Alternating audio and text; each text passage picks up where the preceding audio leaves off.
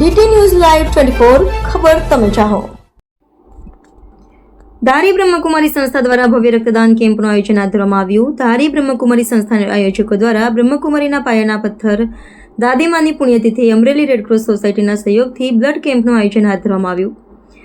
આ બ્લડ કેમ્પમાં બ્રહ્મકુમારી સંસ્થા સાથે જોડાયેલા મોટાભાગના લોકો હાજર હતા તેમજ રક્તદાતાઓ દ્વારા રક્ત ડોનેટ કરવામાં આવ્યું હતું। બ્રહ્મકુમારીના સંસ્થાપક દ્વારા જણાવેલ કે રક્તદાન માનવ સેવામાં ઉત્તમ ગણાય છે। લોકોના સહયોગથી ઘણી માત્રામાં રક્તની બોટલો એકત્રિત કરવામાં આવી હતી અને લોકોએ પણ ઉત્સાહથી રક્તદાન કર્યું હતું। રિપોર્ટર ડામોર વનરાજભાઈ ધારી।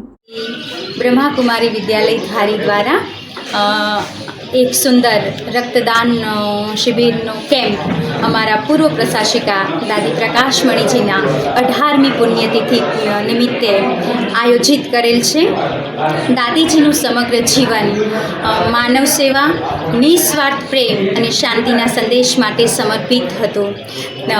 તેમના સ્મરણ દિવસને અમે માત્ર સ્મૃતિ સુધી સીમિત ન રાખી પરંતુ માનવતાની સેવા તરીકે આ રક્તદાન શિબિરનું આયોજન કર્યું છે।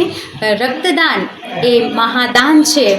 એક બોટલ રક્તથી અનેક જીવ બચી શકે છે।